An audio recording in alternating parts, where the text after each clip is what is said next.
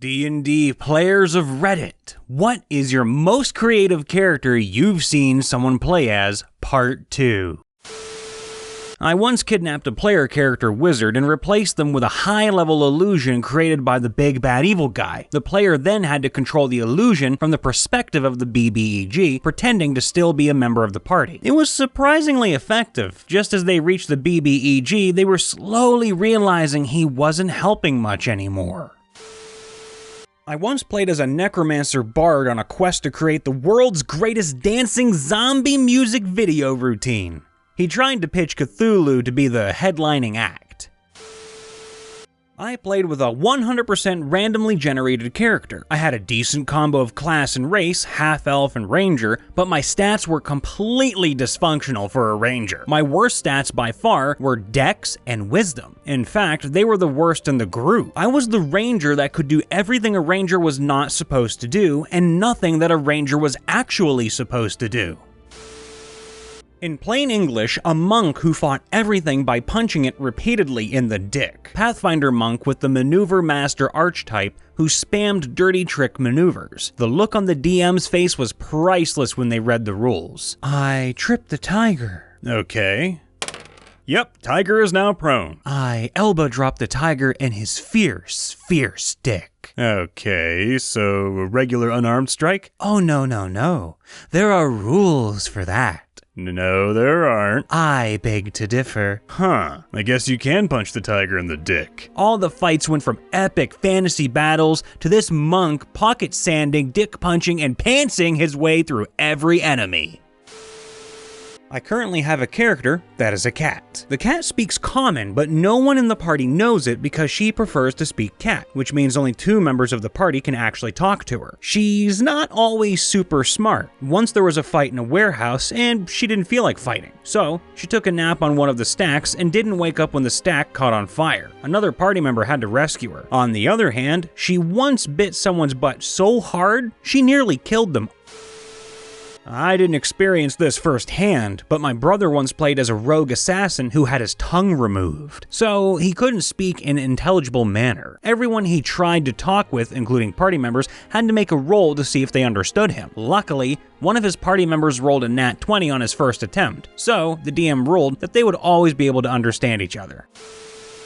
His name was the Brown Arrow. He was an archer that was clumsy and rarely was at range. I swear his love for Batman got the better of him because he always wanted to do acrobatic his way up close, but had terrible rolls. So it was a lot of flopping and crashing through windows. His ability, as you would assume from his name, was to make enemies shit themselves whenever an arrow would barely miss its mark. It was a short-lived campaign, but man, was it a clown fiesta. Essentially, you just made a walking dysentery machine. I love it. A camel. Not just any camel, but a racing camel named Rocket Boots. We had a party member who was inconsistent about showing up for the games, and he showed up in the middle of a short campaign we were running after we had retrieved a stolen racing camel. It's hard to say exactly what it was, but the guy went ham role-playing this camel, making camel noises, doing camel things. It was absolutely hilarious. An elf. When in reality, his character was en route to a Star Trek convention when he was whisked away to the D&D universe by a wormhole. Elves were uncommon in our universe, so the party never encountered any living ones. And anytime he claimed to be speaking in Elvish, it was actually Klingon. Centaur Ninja. Now, you're thinking large race, hooves, probably one of the worst combinations of class and race. This motherfucker never gave up on his quest to become the world's best ninja. The cards were stacked against, but he was played really well. It was to piss off the DM specifically for trying to force someone to be a ninja for their campaign. But he grew on everyone. Eventually, divine intervention happened. The god he worshipped gave him silk wraps for his hooves, knocked off all the minuses he had. This is a second-hand story, and I was not part of the party, but it was told to me by the DM. He used it as an example of sometimes you need to piss off the player to have the most fun. A lot of great characters and stories are born with the intention of pissing off the DM. Gert, Mad Marks, Dangeronica. Fucking Gert, Mad Marks, Dangeronica.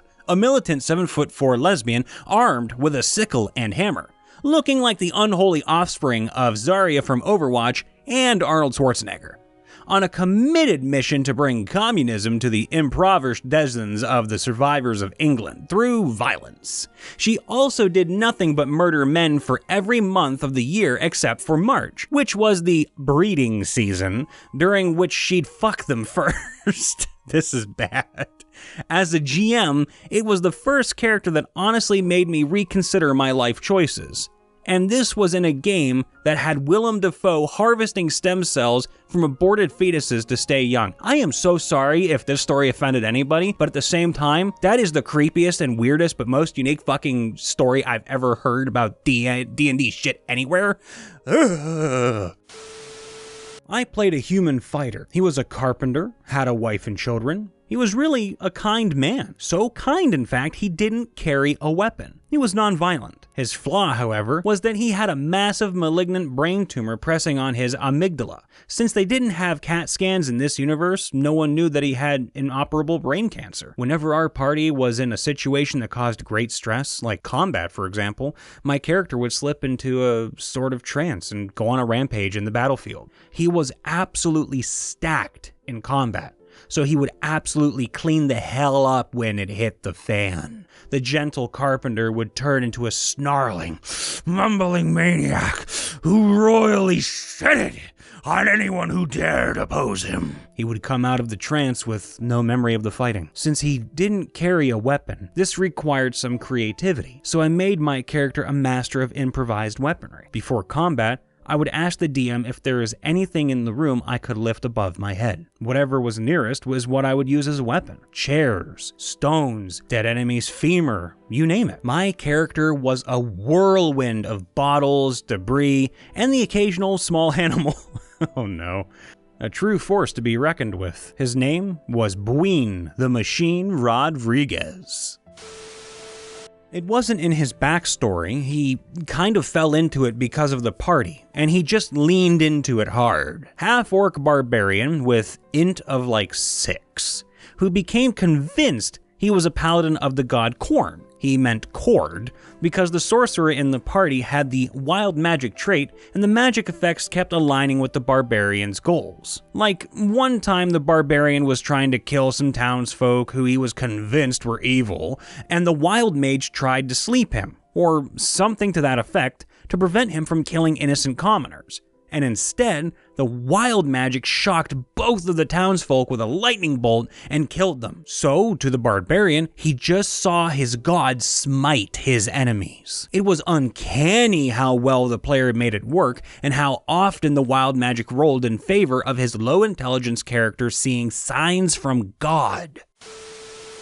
Technically not D&D, but another fantasy RPG. I play with someone who loves making cliche characters and deconstruct them. My two favorites of his were those. Thanatos was a tall and muscular man clad in black leather armor and a black cape, a large sword on his back. Brooding, dark, mysterious. He claimed to have incredible magic powers, and most people believed him. He was basically your typical min-maxing edgelord character. The thing is, this character really only knew a handful of spells, and his only stat above average was charisma, which was maxed. He basically convinced everyone he was really strong and a mysterious, tenebrous warrior, when he was really a wimp and a mythomaniac. Oh, and his real name is Gilbert Ducoing. Paladins, as with most RPGs, are warriors fighting for their god. One of those gods was Solaris, goddess of justice, fire, the sun. Nobody played one of her paladins because it would just be a boring, lawful good warrior.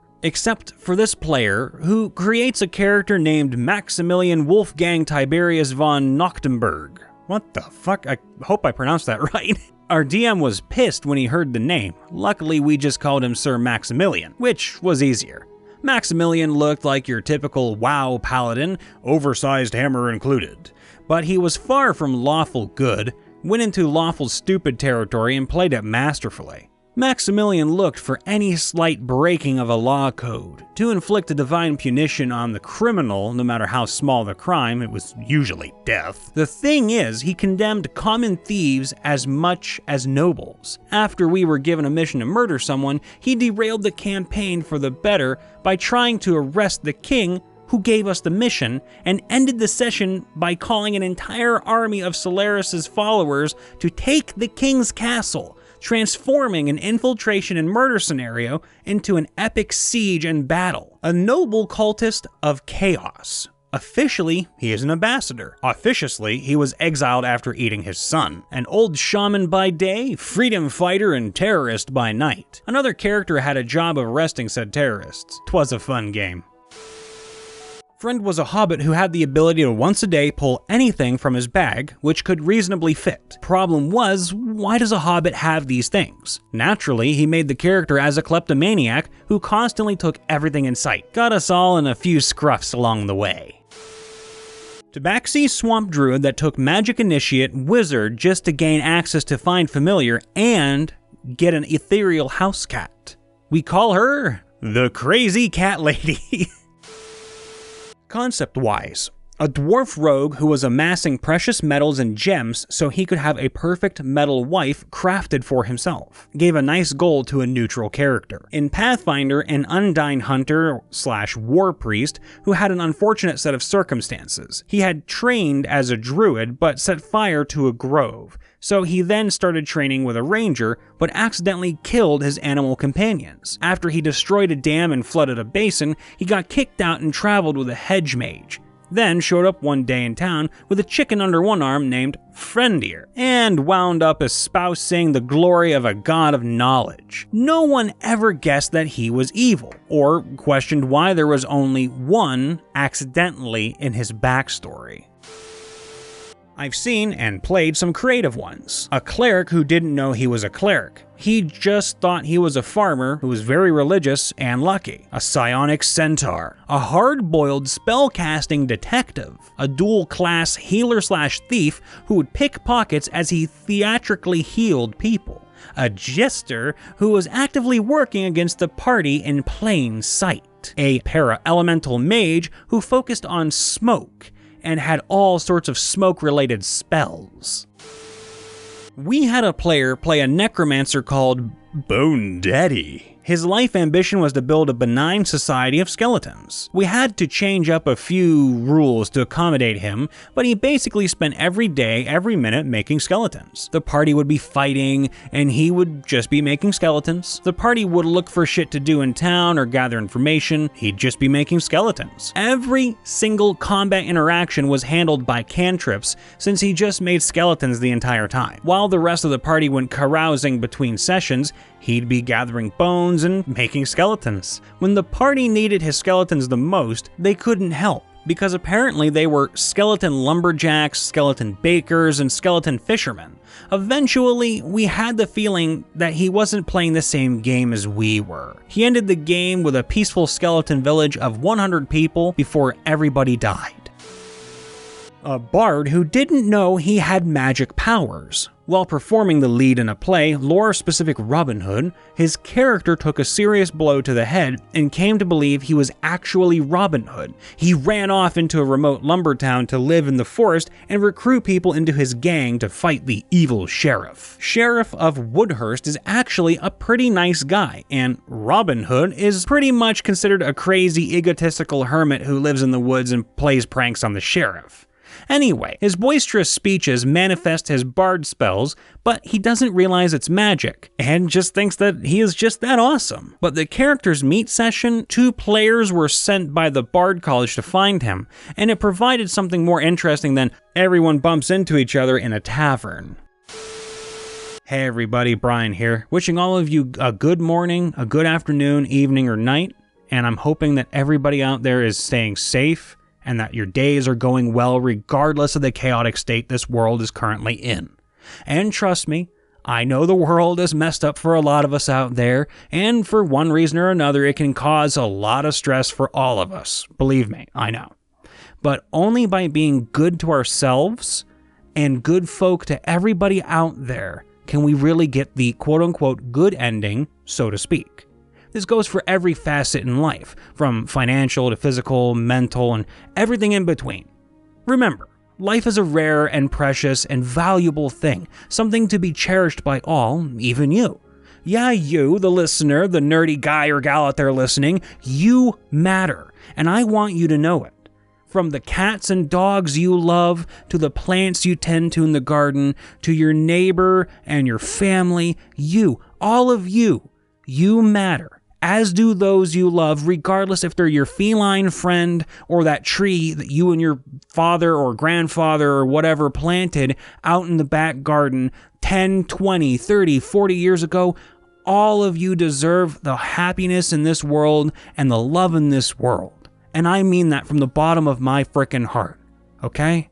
So in the comments below, and this is just from me, in the comments below, say hi to someone new today, because you never know what it might do for someone else or for yourself.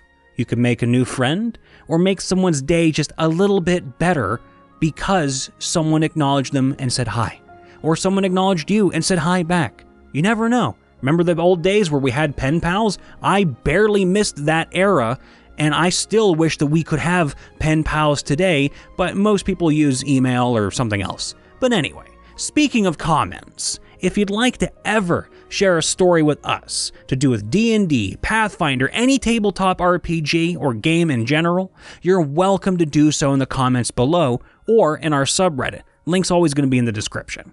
And if you're new here, welcome. We invite you to subscribe and to like the video, as we're always trying to work our butts off here to give you good boys and girls the smiles and laughs and tears and sometimes fears you need to get through the day. Depending on the story, it might be kind of spooky. Ooh, we don't know. Anyway, with that all said, please be safe, be happy, and we will see you next time. Bye for now.